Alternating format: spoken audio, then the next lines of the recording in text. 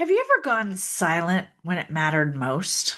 Walked away from a conversation only to think, oh my God, why did I say that? Or feel like your message got completely lost in translation? Well, my friend, you are not alone and you're in the right place. Welcome to Breaking Bad Communication, where we challenge the habits, headspace, and hangups that keep you from being heard. My name is Cathy Reilly. I'm a communication strategist and the founder of the Clarity Code, and your guide with over 25 years in the courtroom and another 20 as an entrepreneur, speaker, and trainer. This podcast is your real world playbook for mastering tough conversations, building unshakable confidence, and showing up with the kind of clarity that changes everything from boardrooms to break rooms to your very own backyard. So put your seatbelt on, my friends. Today we're going to talk about Breaking Bad together. And today we wish to focus on the foundation of communication. It's about what's said, what's heard, and what's in between. Okay, that's the framework. There are three steps to communication.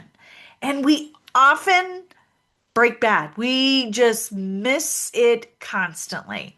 And so let me share with you an example on this. So here I am. This was 30 years ago, and I'm starting to ride horses.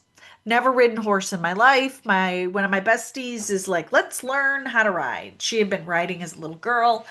And so we started riding, starting taking these lessons. So we went out once a week to this barn out in Parker, Colorado, and it was a beautiful barn, right? And these glorious horses that were just amazing. So I'm using a school horse and sat down with the trainer, and she was lovely and a very happy woman. And so there was three of us, three women, adult women, who were going to start riding horses. And two of the three had never been on a horse before. So we started at the basics, right? How do you tack a horse? How do you do all of this stuff? And each day, each week, right, we got better and better about being around horses. What are things called? All of this stuff. And I gotta tell you, the one thing about horses, I am now forevermore will be an equestrian. I love horses. I love the smell that, oh my God, I can still smell horses. It's such an amazing experience to be around them. They are truly, they see in your soul. You connect with them on a deeper level. But we're in the arena, okay? And so we have a couple months under our belt of doing lessons. And one of the things that you learn first off is, right, how to sit. It's called your seat, right? How do you sit in the saddle where your legs should be, where your weight should be, and basically like your feet, which are on the stirrups, it's like your heels are down and you're putting weight down in your heels. But the best way to describe it, as a trainer said to me, was it's like you're on the edge of the diving board at the pool, like you're going to go off backwards, where you drop your heels down, right? So you're kind of the ball of your foot and your toes are kind of a little grippy, but the weight is in your heel and your heels are down. That is what your legs feel like when you are writing. And this is English. I don't know about Western, but writing English. So you have the weight down in there, allowing you to drop down in your seat and stick to the saddle and all that goodness. So we talk about posting, right? So we've been doing these posting exercises and these 3 point stance, so which is a balance. What 3 point stance means that you are standing up. So 2 points is right leg, left leg, and then you are balanced over the neck of the horse. And well, when you're new like me, you're actually holding on to the part of the horse that's that. Why am I blanking on this? The withers, the mane. You're holding on to the mane. There you go. So we're doing these 3-point stances. And so now that I think about it, this is probably after about 6 months of training and working with horses and all of that. And we're talking about this 3-point stance, post and 3-point, post and 3-point. Got it. All makes sense, right? And so she's leading us up to the jump. And so this is a piece of wood that is put out that's raised about maybe 4 inches from the ground. It's not very high, but it's high enough that any horse that looks at it is going to hop over it versus just step over it. So everything is leading up to this moment. So, Cathy, all right, she tells me, Cathy, go around. Okay, let's go around the arena a couple times. We're going to post and trot, post and trot. So we're posting, we're trotting, and I'm feeling the rhythm. We've got it all going on. We're feeling really, really good. All right, now let's go through and let's do the 3-point stance. So this is part of what you do when you jump. Great. Okay, awesome. So I've got it. I'm pretty strong in my core. I'm holding, I'm balancing. It feels good. I like the rhythm of the horse. We're bonding. It's lovely. And she's like, all right, let's put it together. Take off, go do the jump. Well, this is where it breaks down because connecting the dots is important. And I did not connect the dots, nor did she connect the dots. So I am posting over the pole. So we're trotting and I'm posting and posting just so you know. And if you're listening to this and you're not seeing the video, it's essentially your feet, your weights in the feet, and you're hopping up and down, right? You're doing this, and it's to the rhythm of the horse. So they're driving the rhythm of the post. So you're the speed at which you post depends on how fast they're going. So you always want a good rhythm where you're collected, right?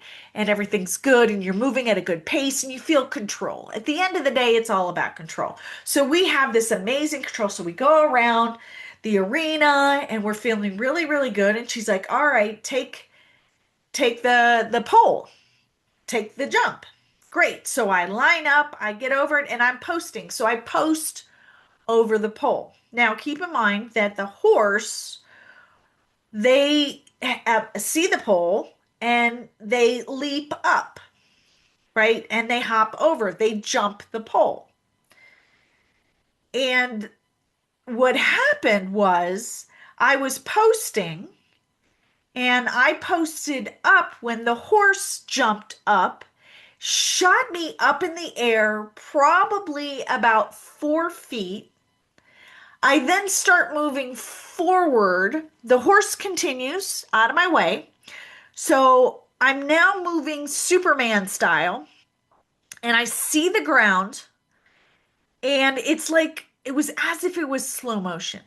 Okay. And I don't know how, but I managed to turn my body. I didn't want to face plant. I've got my helmet on. I'm like, all right. So I was able to let go of everything, turn my body around, and I landed on the ground and kind of slid. The roar of laughter in the room was deafening. It was crazy. And I'm like, what just happened? And that's when the trainer realized that she did not connect the dots for me. I did not know how to connect the dots. That 3-point stance that she taught me was what you do as you approach the jump so that your body absorbs the movement of the horse. So instead of absorbing the horse's movement, it shot me straight up in the air and bam, down it went.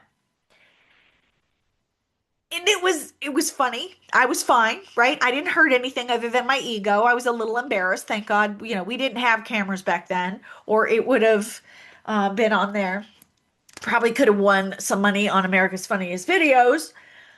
But it really set home for me that the lack of communication. So, the other women in there knew the connection. They connected the dots. I did not, and I would not have known it unless somebody told me.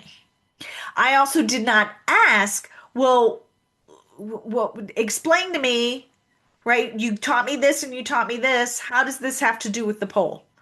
I assumed I knew what I was doing. They assumed that I knew what I was doing, and we were both wrong.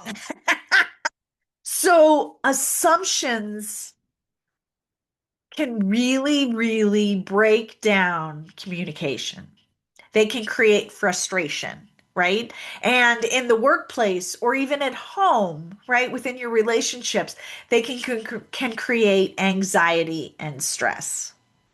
And so today I want to share with you this strategy within the Clarity Code. This is the 3-step strategy that allows you to step into that.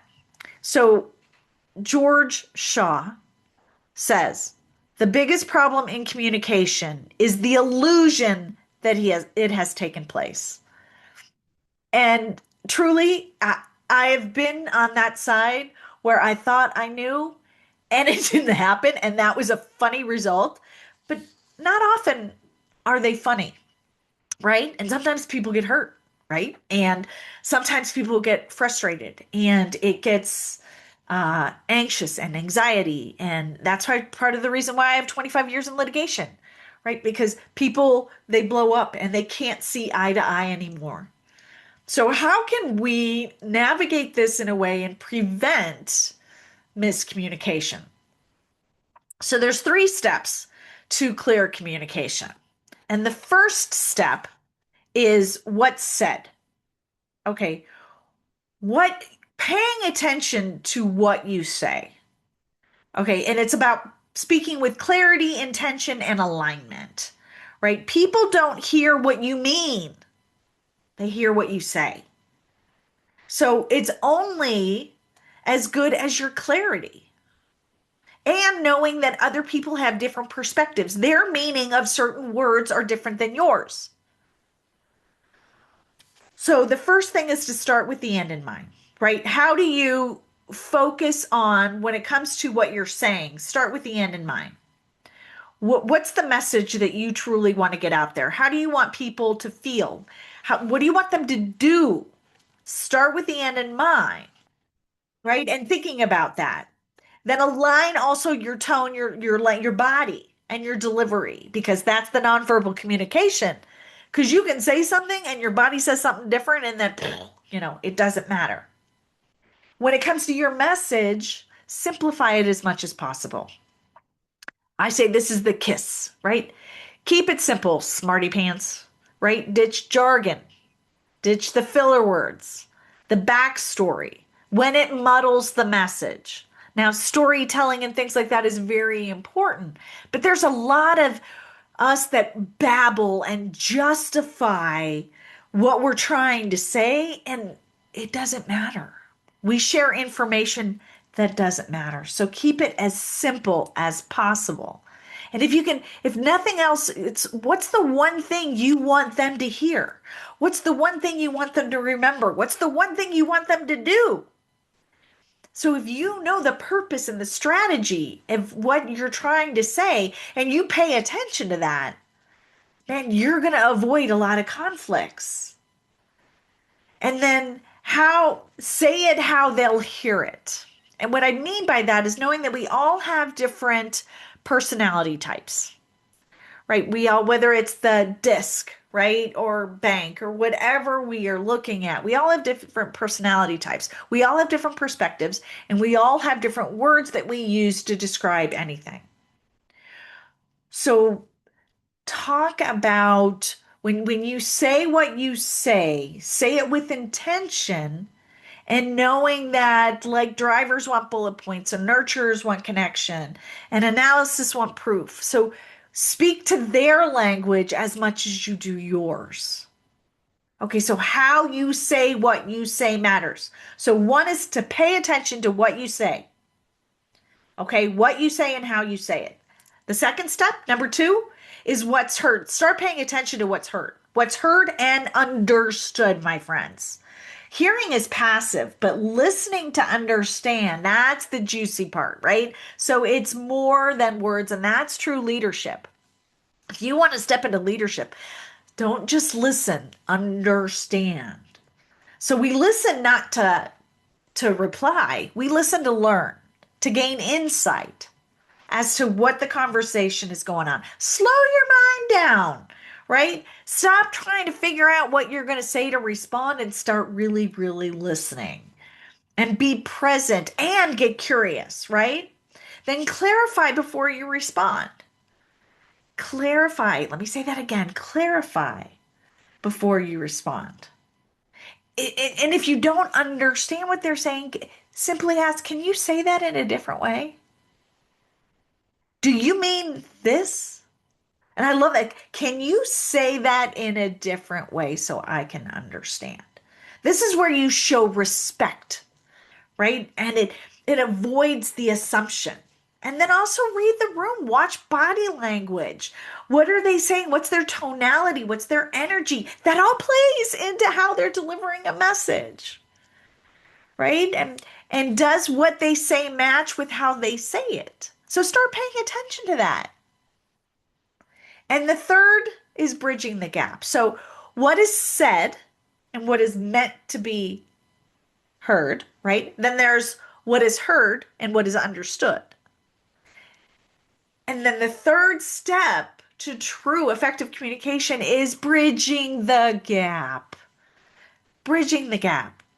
Closing the loop by saying, wait, so here, what I hear you saying is, let me make sure I'm understanding you.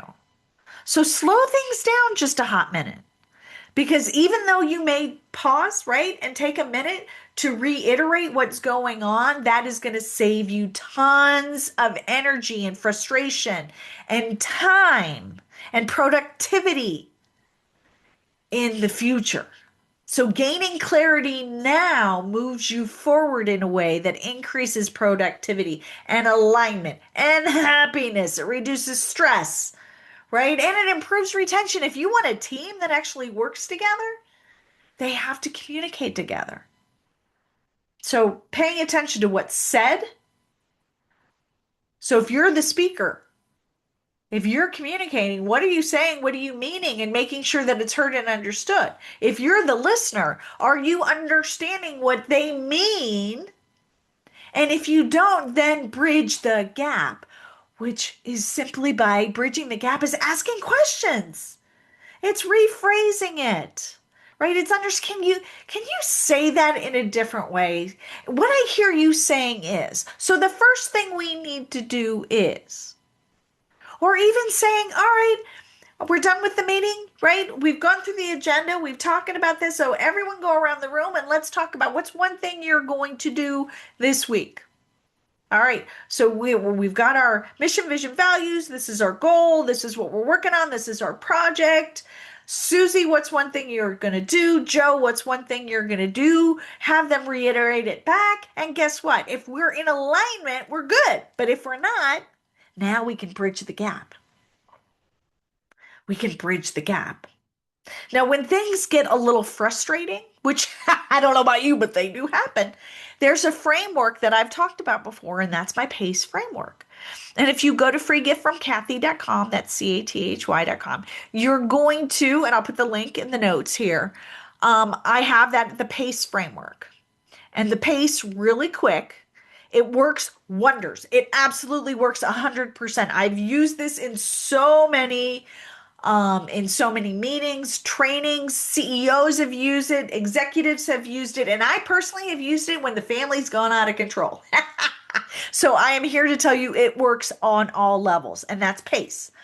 Pause, assess and acknowledge, clarify, and then engage. So pause, take a beat, take a moment, take a breath. Pause the pattern. It's not reactive, right? Because when we're in conflict, we have a tendency to get emotional, right? And let's shift from the emotional to the intellectual. So pause. And then that means assess and acknowledge. Yes, I'm feeling really frustrated right now. Yeah, I'm about ready to smack you upside the head. So let me take a moment and say, what am I really mad at? Am I mad at this, or am I mad at this? Or are you mad at this? Or let's just just acknowledge, yes, I have feelings. You have feelings. Great, we're human. Yay! And now let's really, really assess what's going on. What is the big problem? And think about then intellectually, how do I clarify this? What's one clarifying question I can ask that's going to move us forward? And if we're like in the throes of it, and we're really, really frustrated, one of the things you can say is, can you say that again? Can you say that again in a different way so I understand?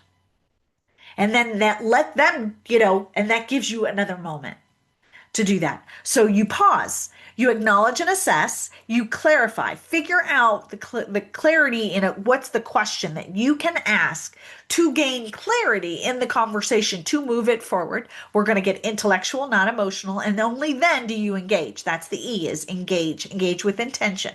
And this bridges the gap when it comes to conflict. Great when it comes to conflict. Then also, like when we're bridging the gap, there's often times where we start talking about all of these different things, and it's great to have ask questions of your people. So what I hear you saying is, what I hear you saying is all of this stuff. And then oftentimes, I don't know about you, but I think I've seen it happen more than not, we'll go off on a tangent because somebody is, they are not clear in the task at hand. And so thank you for sharing. Let's come back to this because this is what we're talking about. So now we're the bridge back question. And thank you for saying, but what I hear us talking about is this. Can I bring us back to this point? What do you think our next step should be here? That's important, but this is what we're talking about now. What do you think our next step should be here? And we bring it back so that we're not going off on all the different squirrel moments, right? So we reinforce value, empower action, and offer the next step. All right. So here's the thing about communication. And this is what we see now out right now is it's not communication isn't about being the loudest one in the room. It's not. It's about being the clearest. Okay? And we can agree to disagree. Right? I don't have to agree with you on any given topic, but I do have to understand you. And I can see your point. That's fantastic, right? Thank you for clarification. I can see your point. But what we're doing is this, especially if you're working in a team environment. That's an excellent strategy. We're moving on this. So, or, that's a great strategy. That's a problem for another day. Whatever it is, we can put a pin in it, right? But we can agree to disagree. That's a very interesting perspective. Thank you for bringing that to my attention. And then still move on. Recognize that that person is humans. As humans, we only want to be seen, we want to be heard, and we want to be understood. That's it. It's not that complicated. Whether it's your family, your spouse, it's at work, it's at the grocery store, the cashier that's there. He just wants to be seen and heard as a human. That's all. That's what we want as humans. So paying attention to, am I seeing and understanding and recognizing other humans? Are they doing that to me? And am I following these 3 steps to make sure we're communicating effectively? Because it's not a complicated strategy and framework. It's not, but it requires paying attention. It requires us saying, okay, I can use this framework so that we avoid, let's implement this moving forward. We're planning a family trip, right? We're working on a new goal for our team, whatever it is to implement that strategy, right? So the step again, first off, is it's what we say. It's what we say, gaining clarity on the words that we use, right? And it's paying attention to that, saying things in a way that maybe we can do it in a way because I say I want to paint this blue, but I don't just say blue. Now I get more descriptive and I want this. It's a navy blue with a little bit of gray in it. That's what I want, right? And gaining clarity and being simplifying, that's the word, what we're saying. And then as we're hearing what we say and what we hear to understand. We don't have to agree, but we hear to understand. So what I hear you saying is, so that we're all on the same page. And then bridging the gap is asking the right questions to ensure that we're on the same page.